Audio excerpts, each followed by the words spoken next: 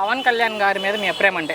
Super అండి. ఆయన డబ్బుల కోసం లేకపోతే పదవి కోసమో రాజకీయాల్లోకి రాలేదు. ప్రజలకు సేవ చేయాలనే ఉద్దేశంతో వచ్చాడు. సేవ చేయటానికి దేనికైనా ఉంటాడు.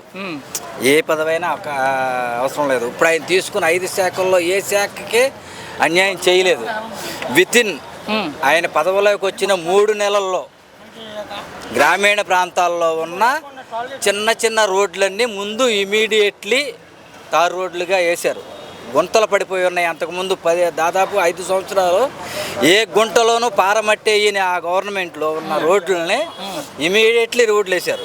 సిమెంట్ రోడ్లు కానీ తారు రోడ్లు కానీ చేయగలిగినంత వరకు వితిన్ 3 నెలల్లో చేశారు. గతంలో 5 ఉప ముఖ్యమంత్రులు ఉన్నారు జగన్ గారి క్యాబినెట్లో. ఇప్పుడు ఒక్కరే ఉప ముఖ్యమంత్రి. ఆ 5గురికి ఈ ఒక్కరికి ఏంటి తేడా మీరు గమనించిన తేడా? అసలు వాళ్ళకి ముఖ్యమంత్రి అంటే ఏంటో తెలియదు. వాళ్ళకి ఉప ముఖ్యమంత్రి పదవి అంటే ఏంటో తెలియదు. ఎందుకంటే ఏ మంత్రికి స్వేచ్ఛ లేదు అప్పట్లో. ఆ గవర్నమెంట్లో ఎవరికి ఏ స్వేచ్ఛ లేదు. స్వేచ్ఛ లేదు. వాళ్ళకుండే ఆదాయం ఇప్పుడు వాళ్ళకి ఇప్పుడు పలానా చోట రోడ్డు వేయాలి, నాకు ఇంత గ్రాంట్ కావాలంటే ఇచ్చే పరిస్థితి లేదు. ఊరికే స్టేజీ మీద కూర్చుని ఆ జోగి రమేష్ గారికి పెడ నియోజకవర్గంలో సీఎం గారు వచ్చి నేను జోగి రమేష్ గారికి 300 కోట్ల రూపాయలు గ్రాంట్ ఇస్తున్నానన్నాడు. 3 రూపాయలు కూడా ఇవ్వాల. ఇచ్చుంటే ఒకవేళ అతను తిన్నాడేమో మాకు తెలియదు. 3 రూపాయలు కూడా ఆ నియోజకవర్గంలో ఖర్చు పెట్టాల. పని అయితే జరగలేదు. సరే, మనం పవన్ గారి గురించే మాట్లాడుకుంటే ఆయన జీతాన్ని కూడా అక్కడ ఉన్న అనాథ పిల్లలకి ఇచ్చేస్తున్నారు. ఆయన సొంత డబ్బులు కూడా ఖర్చు పెడతాం.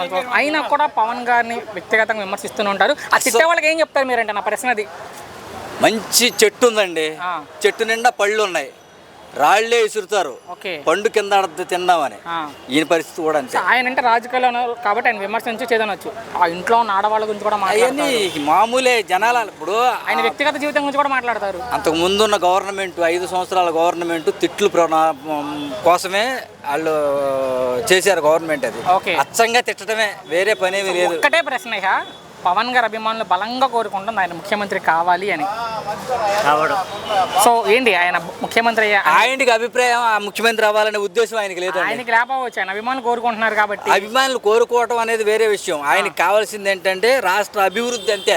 అందుకని 15 ఏళ్ళ కూటమి ఉంటుంది, 15 ఏళ్ళు కలిసే ఉంటాం. 15 సంవత్సరాలు ఎవరు సీఎంగా ఉన్నా ఆయన అందులో ఉంటాడు. వాళ్ళ కోసం, ప్రజల కోసం పనిచేస్తాడు. ఒకవేళ అవుట్ ఆఫ్ ది బాక్స్ ఒకవేళ సింగిల్ గా పోటీ చేస్తే విజయ్ గారిని స్ఫూర్తిగా తీసుకొని అప్పుడైనా రాదండి. ఆంధ్రప్రదేశ్ రాష్ట్రంలో ఇది లేదు.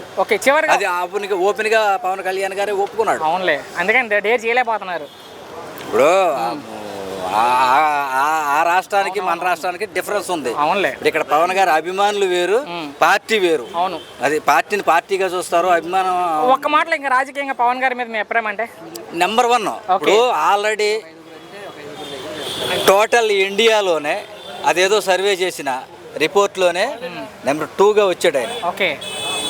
అందులో కనీసం ప్రధానమంత్రి గారు కూడా లేడు. గ్లామర్ ఉంది కాబట్టి దాంతో గ్లామర్ ఒకటే కాదండి, ఒరిజినల్. ఇప్పుడు ఆయన రూపాయి సంపాదించుకోవడం కోసం పార్టీ పెట్టలేదు. రూపాయి సంపాదించుకోవడం కోసం లేదు, అంత అవసరం లేదు ఆయనకి.